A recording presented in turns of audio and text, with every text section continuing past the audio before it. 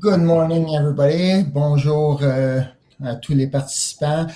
Thank you for joining to this specific breakout today. I'm Alain Cormier. I'm the Senior Executive Director for NoviPro, and I'm your host for this session. It's a pretty exciting session. It's a session called Secure Your Growth with Zero Trust. And today I've got Vivian Swen and John Beal that will be your presenters.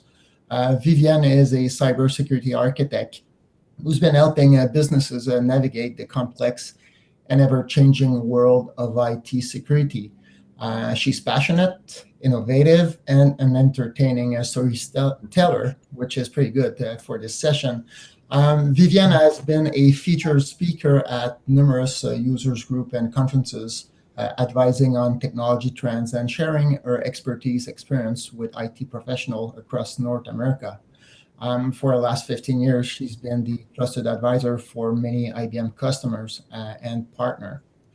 She will be joined today as co-presenter by John Beal. John is the IBM Security Partner Manager for Canada. He has 25 years experience with IBM in both hardware and software, but for the last 8 years, he's been fighting cyber crime by enabling IBM Business Partner with IBM Security Solution. And I had the pleasure to work with John for the last few years. So we're very lucky to have those two presenters with us today. Topic of the conference is Secure Your Growth with Zero Trust. As we all recover from the COVID-19 pandemic and trying to adapt to what's now the new normal, well, we see many businesses, either large or small businesses, that are finding ways to turn the challenges of the past, what we lived through in the last 18 months to 2 years, into opportunities for growth. Technology trends like e-commerce, mobile workforce, hybrid cloud are enabling businesses to move towards new operational models, which were necessary in the last 2 years to survive, but represent new business opportunity for transformation and growth for these clients. However, security remains one of the top concern and challenges for successful digital transformation. And having the chance to talk with different clients, I can tell you, yes, it is a big challenge for them. So zero trust mindset will be essential to secure our organizational growth against the complex and evolving threats of the 21st century. But what does that mean? And that's why you joined this session. So I will pass to Vivian and John to entertain you on that specific topic, which is quite interesting. So Vivian, John. Merci, Alain. We're so thrilled to be here. It's our third time speaking at this event. And when we were coming up with the topic, I'm a technology optimist, and I always have been. And I feel that every challenge really does represent that opportunity. So the topic of how we take the rapid pace of transformation necessitated by the pandemic and turn this into real opportunities, not just for growth and for increased success, but to just do better, to do better on security, to do better on our business models, to do better at everything. And that goes hand in hand with a zero trust security strategy. So what is zero trust? You've probably heard this term before if you're attending this conference. Everybody, it seems, is talking about zero trust these days. And it's not really a new concept. The idea of a zero trust frameworks, zero trust technologies, and so on has been around in cybersecurity for at least the past decade.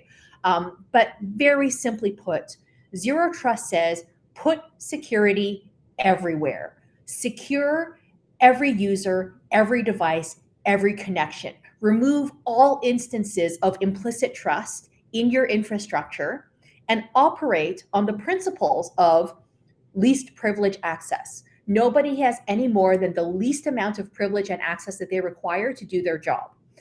Never trust, always verify. Get rid of implicit trust everywhere that exists in the organization and have controls in place so that you can throw additional challenges when people do things that are unusual or anomalous.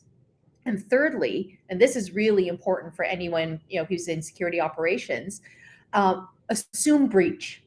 Assume the bad guys are in there, because you know what, they probably are. We've been saying for a long time in this industry that it's not if you get breached or attacked, it's when. So a zero trust mindset says assume breach, assume that it's going to happen, assume that they're already in there, and now you have to find them and shut it down. We know that Canadian organizations in general, on average, I should say, Canadian organizations on average still take around 264 days to identify and contain a data breach.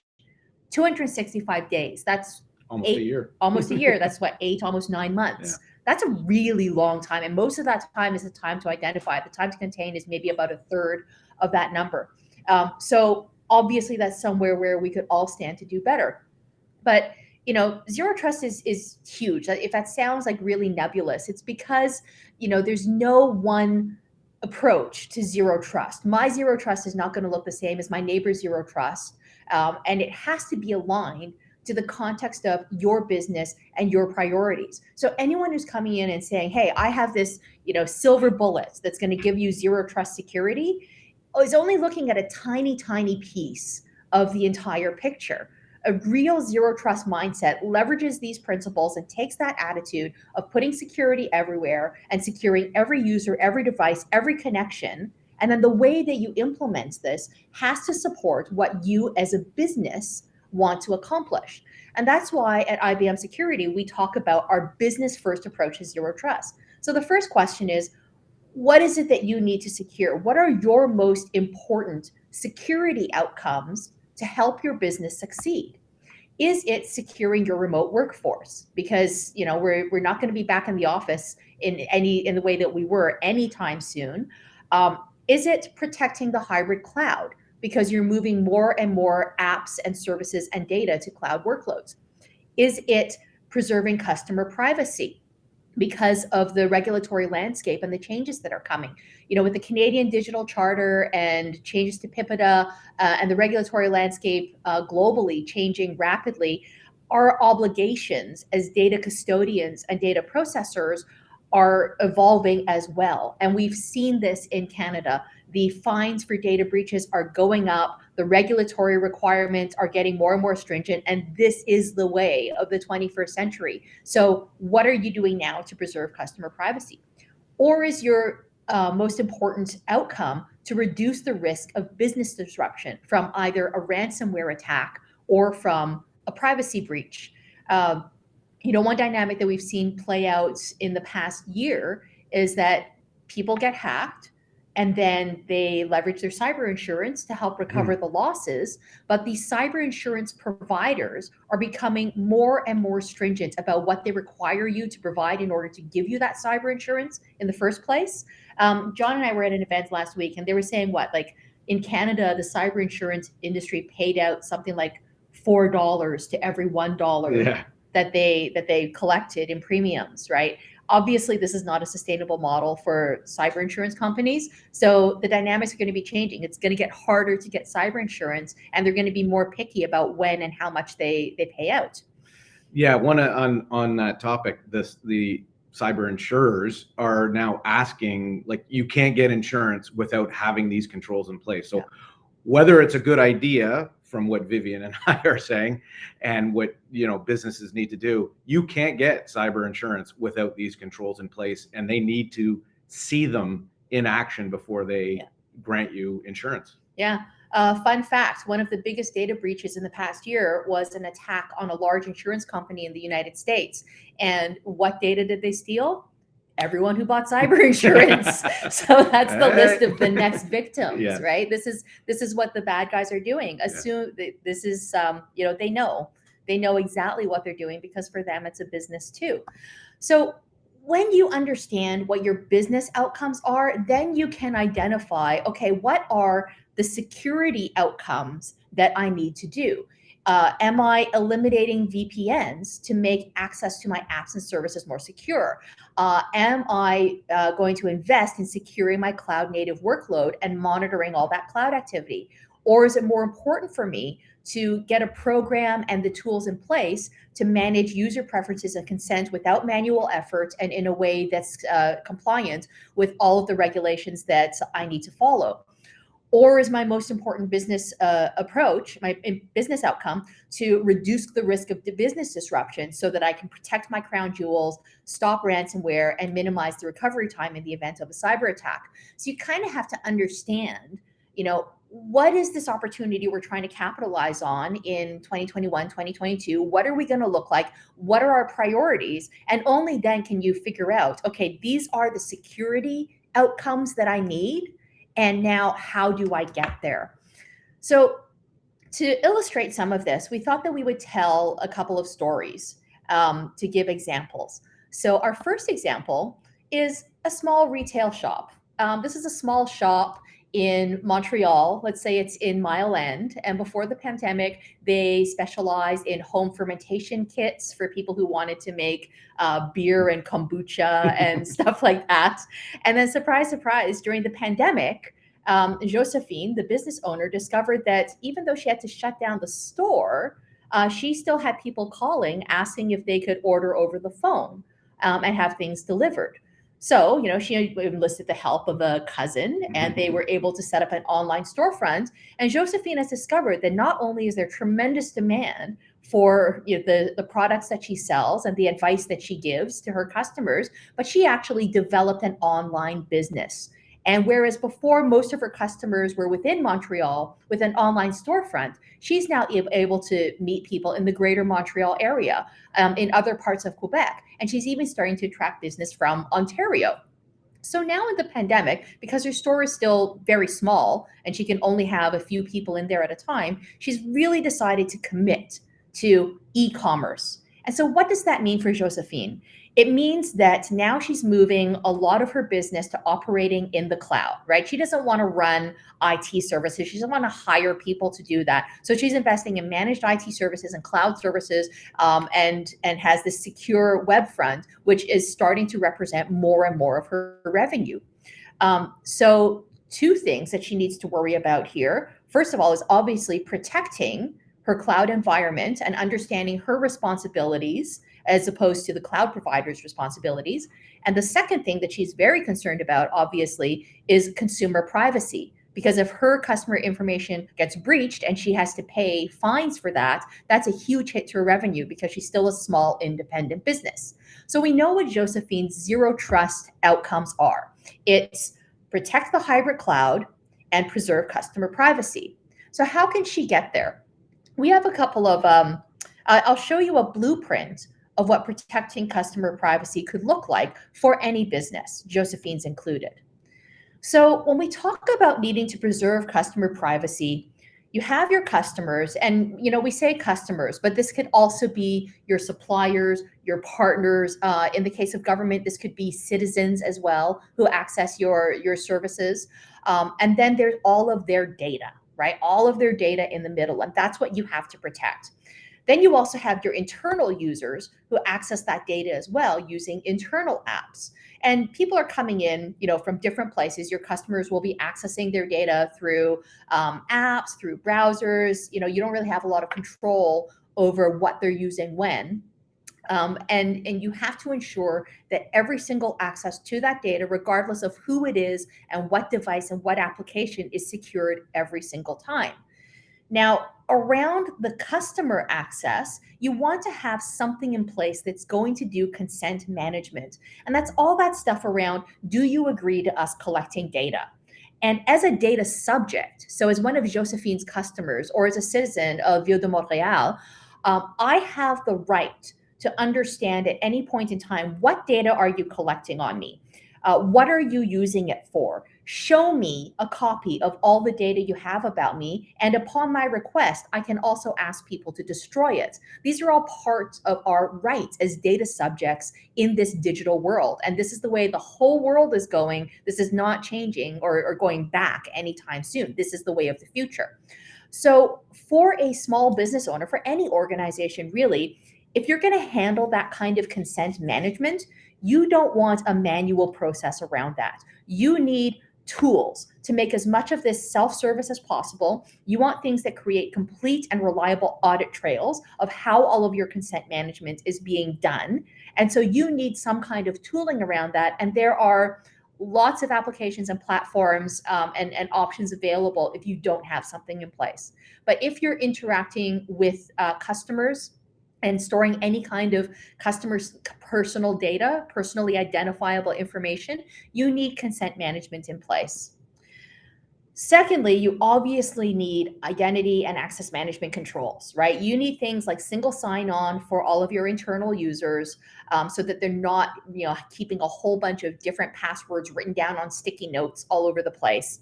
You need multi-factor authentication so that you can properly secure every access, with at least one other factor. And I will say that in 2021, multi-factor authentication should be considered table stakes. This was not the case like 3-4 years ago. Multi-factor authentication was still a nice to have for many customers that we spoke to.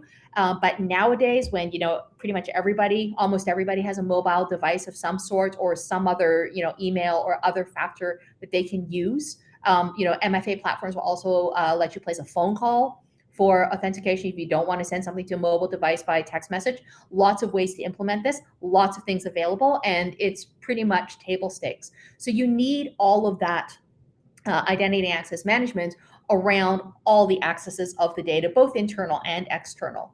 And then and only then, when you've worked out how you let the good guys in and keep the bad guys out, then you have to look at how you're protecting the data itself.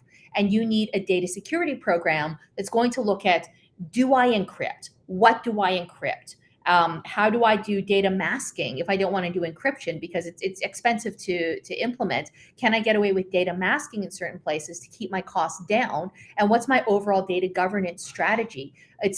Data is a constantly moving target. And just because we located all of our sensitive data and protected it today doesn't mean that next week it's still going to be in the same place and safe. Data tends to move around, and I was going to say surprising, but maybe it's really not, how many people will discover that sensitive data has drifted across the organization. It happens all the time. So this is kind of a blueprint of some of the things that you need to do to preserve customer privacy. And of course, you have additional functions. Josephine probably doesn't have this in her small retail business, but larger organizations will. You'll have functions around your privacy office, right? These are your privacy and compliance people. You'll have some kind of security operations, the people who are looking at your cyber risk and doing active threat detection. You'll have people in charge of data security and managing your data lifecycle. Now, in the case of a business like Josephine's, a lot of this is going to be handled by her managed services provider or by her cloud provider, right? She's not going to have a privacy office for her little, one location boutique, but most larger or small to medium businesses, a lot of organizations will have these functions in some form.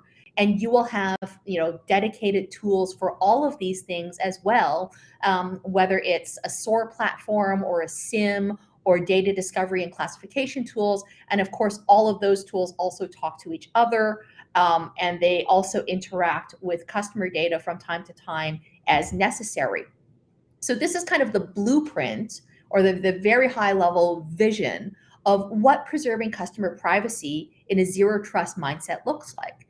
And the thing I would ask you to do is look at this, if preserving customer privacy is an important business outcome for you, where do you already have things in place? And are you getting everything that you should be out of those tools? If you have a centralized identity and access management platform, can it also handle consent management for consumer identity and access management? If you have something that provides multi-factor authentication, have you implemented it? Have you put that everywhere? Have you ever done data classification and discovery? And these are the things that you have to start asking yourself to build out a zero trust approach to preserving customer privacy. John, do you want to tell us about our next story? I will. So, as Alain said at the beginning, I've been at IBM since 1995. And I remember in 1995 being able to access Lotus Notes on an OS2 personal computer. And I'll tell you this, all I needed was my ID and my LAN password, and I was having access from home on a 28.8 modem, if you remember the US robotics. Now, fast forward 26 years, things have changed dramatically. I'm going to walk through a blueprint that's mostly from my own experience, just being at IBM. And that experience, although I take it for granted, when the pandemic hit, a lot of businesses were like put into shock on what they needed to do to allow their employees to work remotely. I've had the benefit of being a remote worker or a hybrid worker since the year 2000. So, things that I take for granted are what most organizations found that they were struggling with. So here's kind of a blueprint on securing the remote workforce. So, like I said, things were different in 1995 with just needing an ID and password. Today, if I were to be hired by IBM, and if you're not back at the office, they would ship me a MacBook or a Windows machine of my preference and an iPad. And the way I would enroll would be with a unified endpoint management solution. And, in IBM, we've had this solution for a number of years. It's called MAS 360, and it's works fantastic. So what it requires me to do is to take my new, I'll say a MacBook. I log into a URL, I put in my ID and password, and it automatically provisions the endpoint to IBM security standards. We got to have a 15-character password. The endpoint must be patched and secured. And we have standard backup tools that get installed. Yeah. So everything I need to be a worker in this environment is automatically provisioned on my endpoint. And then next, once my laptop is allowed access to the network, things like single sign-on, multi-factor authentication, and adaptive access are implemented. And those things, when I go to access, data center apps, mobile apps, or getting some cloud access, will allow me to get into those things. And my provision or my identity, when I was provisioning my endpoint, will have what I'm allowed to access. So for example, I've been in sales for 26 years. I don't have access to our accounting databases.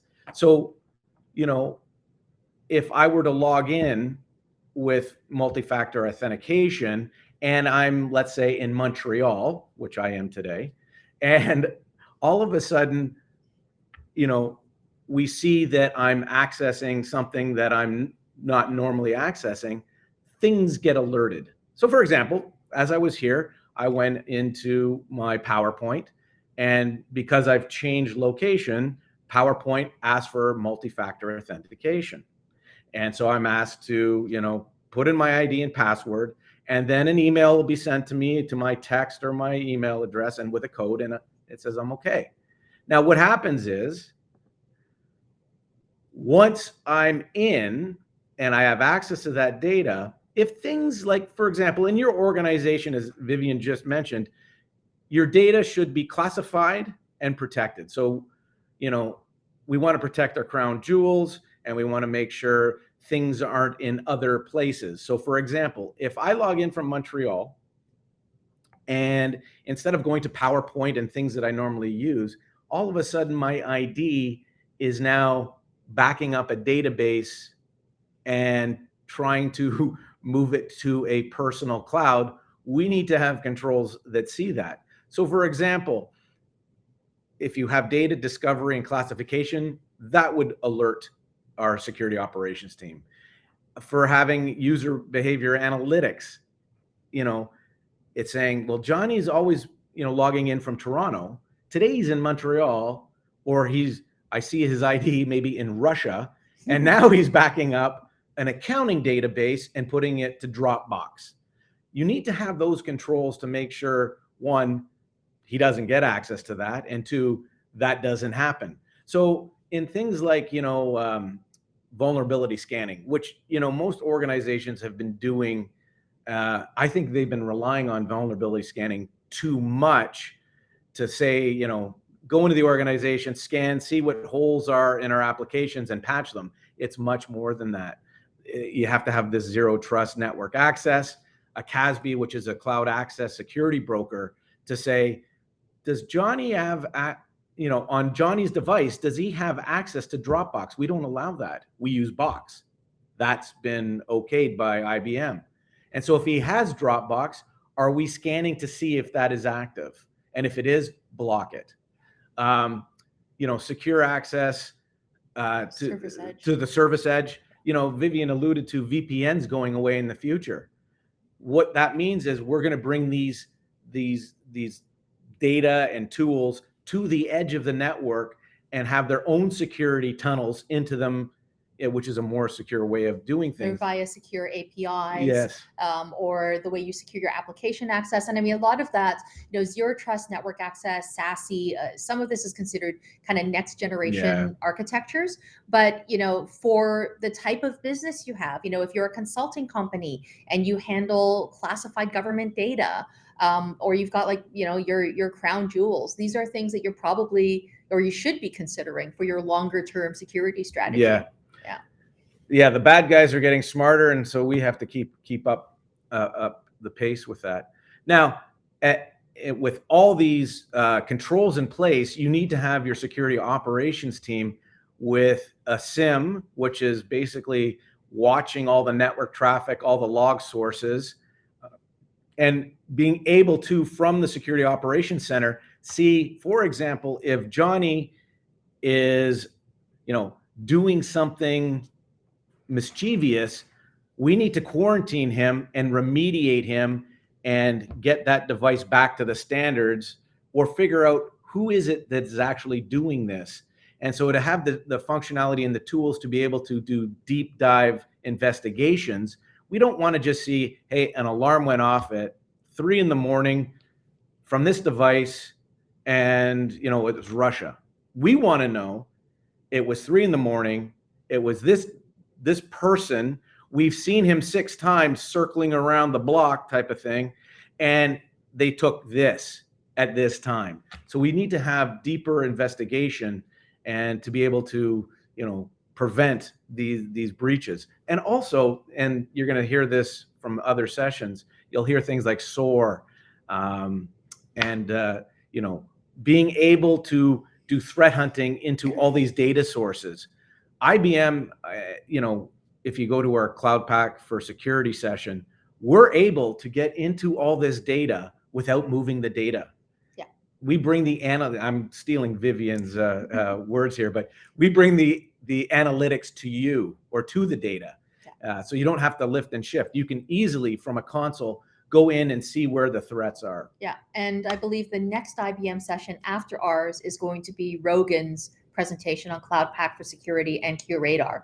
So if you're interested in seeing that, that's definitely a good session to catch. Not that we teed that up for you or anything like that. That's pure coincidence. You're welcome, Rogan. Yeah, you're welcome.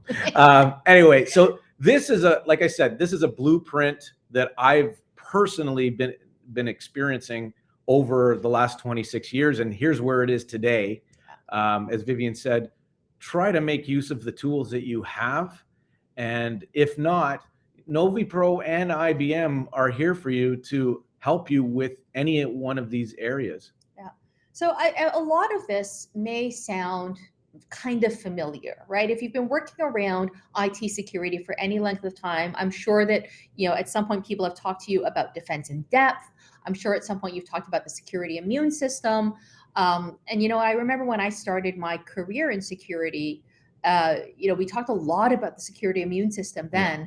And I liked it at the time as being a very approachable metaphor. Yeah. But I think over time, the idea of the security immune system, or the analogy that people use a lot about talking about defense in depth, like it's a castle with a moat and archers and stuff, I think that those metaphors are really limiting, especially in light of some of the next generation architectures that we need to go to and some of the things that we need to do. So I like zero trust personally because it says, look, start from the correct mindset of removing implicit trust, and securing every device, every access, every user, every time. And how do we do this in a way that properly supports our business? Because a huge problem that organizations are dealing with now is what I like to call security debt, where you've accumulated all these technologies, right, in IT and in security and IT security, and now managing them becomes a huge effort. So how do we leverage these investments, but also put the right mindset around it to give us these appropriate zero trust outcomes? We said at the beginning of the session, or the name of the session is that we were going to tell 3 stories for the new normal. And we're being a little cute about this, but the third story is the story of you and what is your journey and how can we help? Yeah. And if you're wondering who we are, I say this to everywhere we say this to everywhere we go and everywhere we present.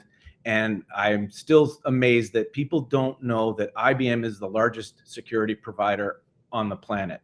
That does not mean we lead the world in selling stuff. This basically means we are in front, or head spearing the front of fighting cybercrime. We employ 8,000 people. This is not about sales. 8,000 people around the world that are on the dark web, spying on the bad guys, seeing where the next attacks are coming, and providing that information to X-Force Cloud. What is X-Force? That is the IBM-led kind of cyber police that provides the world with all this data. And so we are, our number one mission is to protect the world from cybercrime. Yes, we're a leader in 14 market segments. In the security space, a lot of the vendors are very good at one thing.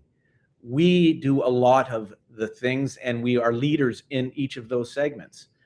We've made 20 plus acquisitions. One of the best acquisitions that we had was 11, 12 years ago when we bought a little company called Q1 Labs out in the East Coast in New Brunswick. That's QRadar, which is our SIM platform. Canadian success story. Been number one in all of the segments, in all the segments for the last, is it 12 years now? Going 11, on 13, 11? 11, 12. Yeah, we've lost track. And lastly, well, last year was a blur. I don't even remember. 2020 didn't happen. But the last time Vivian and I, this is our third time at the NoviPro event. Last year at our event, I said there was 70 billion security events monitored per day. And I predicted at the end of our session that would probably double, and it has doubled. So we're at 150 billion events monitored per day by X-Force. So that's who we are. If there's anything that you're looking for, we have a lot of experts at NoviPro and at IBM, and we'd be more than happy to take this discussion to the next level. So we'll leave that for some questions. Vivienne, I would ask the participant, if you do have any questions, please ask the question in the chat in Swapcard. But it was quite interesting what you were presenting, and as people will start asking those questions, I do have one for you, and I really like the first story about Josephine. But whether it is for Josephine in the first story or any small, medium, and I would say even large businesses, when I'm listening to that and not being a security expert, zero trust sounds to be a substantial investment. How should we start? How these businesses should start when they have limited budget and certainly resources? So do you want to start this, or do you want me to? By all means. I mean, okay. I'll start quickly, Okay, and I know you will expand.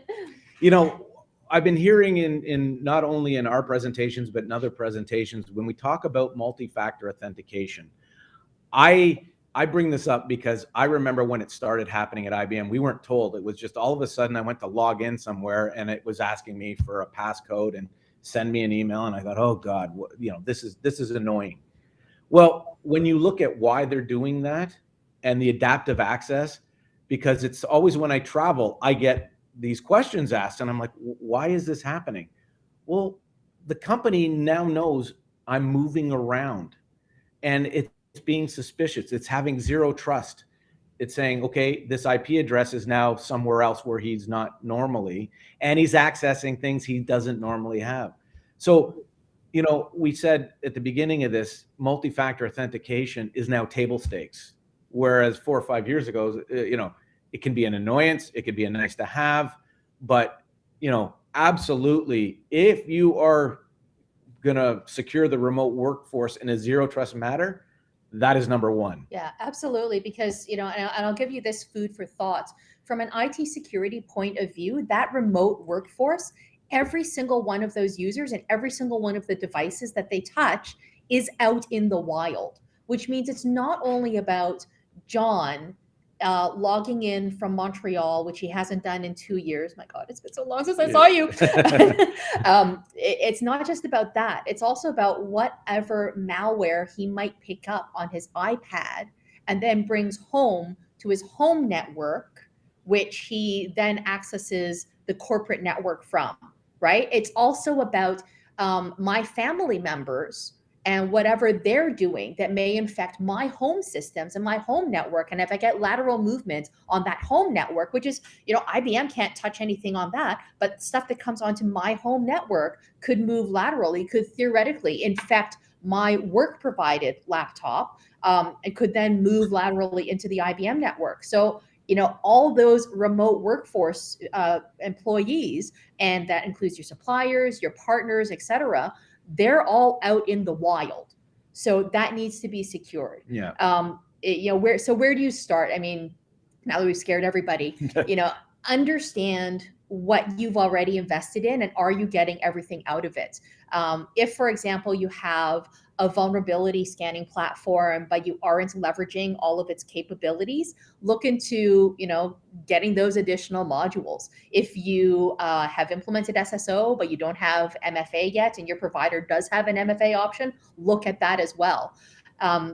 Secondly, understand where your crown jewels are. Where is your data? You cannot secure that which you cannot find, that which you don't know. Yeah. So understand where that data is. Implement a data security program around monitoring, discovery, classification on an ongoing basis, because data moves, data changes, and that's what you have to protect.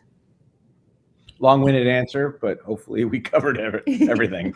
There's a lot more we could say, but the waters are broad and deep. I never feel bad about taking the time to answer a question properly. It was a good answer. You write it down. And actually, I think people are either still a little bit asleep. It's quite late in the morning, but they're a little bit shy. But as most of the participants in this session, this breakout, probably spent the full day yesterday listening to all the great conferences, and we'll be attending other conferences, especially the next one with IBM. Even if they are convinced, how can they convince their company that they need to move forward with zero trust? Because that would be their challenges after the 2 days conference, how they can convince their colleagues or the company to move forward with zero trust. Oh, wow. That's a good question. So there's a couple of different tactics you can take, right? One is have an understanding. Okay, so the first thing I'm going to say is you have to tie this to business outcomes, right? You can't go to your business leaders or people who work outside of technology and say, we need to implement multi-factor authentication because I went to this amazing session by IBM and they said it's table stakes and I believe IBM. You can't say that. I wish you would, but it's not going to get either of us anywhere. Yeah. What you have to do is you have to find a way to tie this to the business outcomes, right? So it's, we have a lot of customer data. We're expanding our online operations, and we shouldn't be spending time in handling the consumer consent management and consumer identity management manually. We need to get tools so we can offload our people and have them focus on more important things. Also, because the cost of fines, should we get breached, is going up, we need the right controls in place. We need cyber insurance, or we need to review our cyber insurance and make sure that we're properly covered because the landscape is changing. So let's take a look and let's see what the different brokers can provide and what the requirements are on us. And that tends to lead into a lot of conversations around how you're handling your data, what kind of proactive security measures you have in place. And that lends very naturally into a discussion of zero trust topics. So align it to the business. Be aware of the insurance landscape and the regulatory landscape. Also things like making sure that your security infrastructure is up to date and modern is a good way of ensuring that you retain your workforce too. We see this all the time with the cyber skills gap, that we literally cannot train people fast enough to fill the number of cybersecurity jobs out there. So if you have good people, or you have people who want to get into security or do more with security, a great way of retaining that talent is to make sure that your security program and strategy and agenda is well aligned. And there are lots and lots of people who can guide you in that discussion and help you navigate that. To quote one of our security experts from about 15 years ago, he said, if you ever do a security assessment on an organization and you find nothing, that's when you worry. Yeah. So if you do a pen test and you don't find anything, he says, that's when you really got to worry. Yeah. There's always some type of mouse that's scratching a hole somewhere where you can't see. So a security assessment is always a good thing. Viv and I, over the years, have done studies on breaches. And one of the things we find is most organizations invest in the left of boom, meaning they've got all the tools and all the things to try and prevent a breach. But where they lack is when the right of boom, when the breach happens, they're very ill prepared. Yeah. And, doing postmortem, doing, triage. Detection and escalation is a huge part of the breach cost. Yeah. So I think organizations need to, as Vivian said at the beginning, it's not a matter of if, it's a matter of when, and to prepare for that. Yeah, we do a cost of the data breach study every year. We commission that through the Ponymon Institute. And we were looking at the numbers for Canada. So specifically for Canada, and the organization surveyed is a representative sample of Canadian businesses, right? So it's not being thrown out of whack by big American banks. It is like for Canada, and it's representative. But for a Canadian organization, the average total cost of a data breach is $6.75 million Canadian. So it's still horrendously expensive. Canada is the third most expensive country to suffer a data breach in. And it's been like 2 or 3 years now that we've been number 3. Solid bronze medal performance. Yeah. Typical Canadians. Oh dear. So thank you very much. We're coming to an end. There's still 2 minutes. No question that I can see in the chat. So thank you, John. Thank you, Vivian. For all the participants, if you are looking for any additional information about that specific conference or about any other IBM solution, I would invite you to go and visit the IBM kiosk on the SwapCard platform.